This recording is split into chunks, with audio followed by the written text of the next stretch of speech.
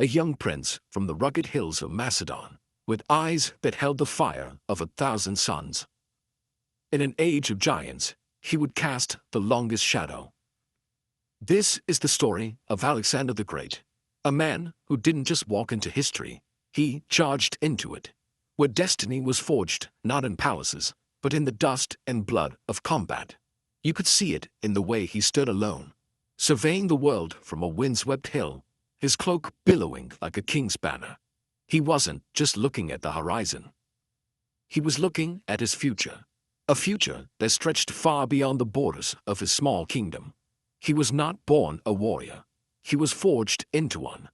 Every day was a lesson in combat, mastering the spear and shield until they were extensions of his own body. He learned that a king must first be a soldier. This discipline extended to his men.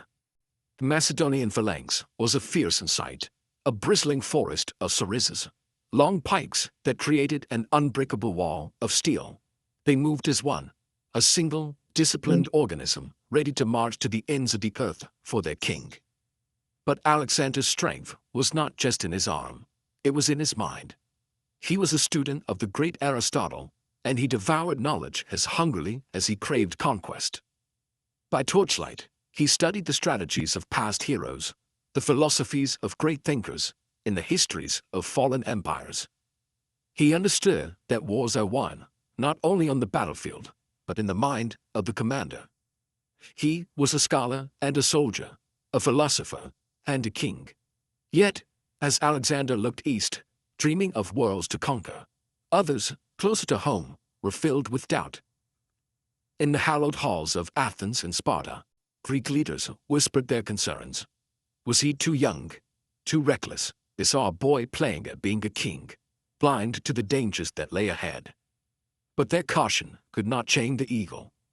Alexander's army was already on the move, a river of steel and resolve, and he was at its head. On his trusted steed, Bucephalus, he led the charge, his calm authority inspiring unwavering loyalty in his men.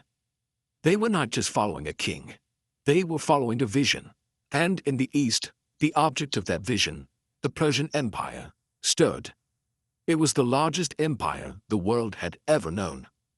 A colossal power, stretching from the Aegean Sea to the Indus River. Its armies were the stuff of legend, a seemingly endless sea of soldiers from 100 different lands, their banners blotting out the sun, and at their head was the King of Kings, Darius III, from his magnificent war chariot, clad in purple and gold. He was the embodiment of absolute power, a living god to his subjects. His cavalry was a force of nature, thousands upon thousands of the finest horsemen in the world, ready to trample any who dared to defy the empire.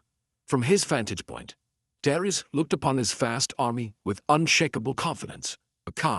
How could this upstart Macedonian boy possibly challenge an empire blessed by the gods and defended by millions? The scale was simply overwhelming. In a quiet harbor, under the cover of night, Alexander gave a shocking order. His own fleet, their only means of retreat, was to be burned. There would be no going back.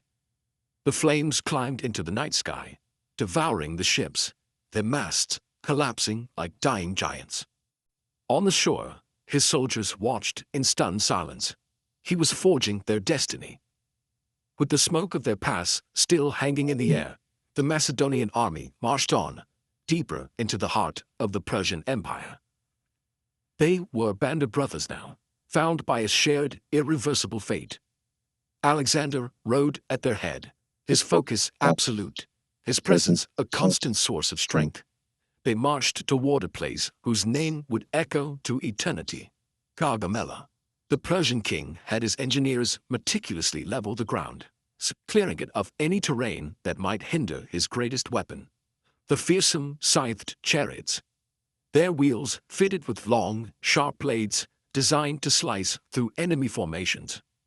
The night before the battle, the two camps were studying in contrasts, a sprawling city of soldiers stretching for miles. In the Macedonian camp, there was a quiet, almost serene calm. Alexander, having made his plans and trusted his men, slept soundly in his tent. As he rested, his face was a mask of peaceful determination. Above, the silent stars watched over a world, holding its breath. As dawn broke, the two armies faced each other across the plain. On one side, the multicultural host of the Persian Empire, 250,000 strong.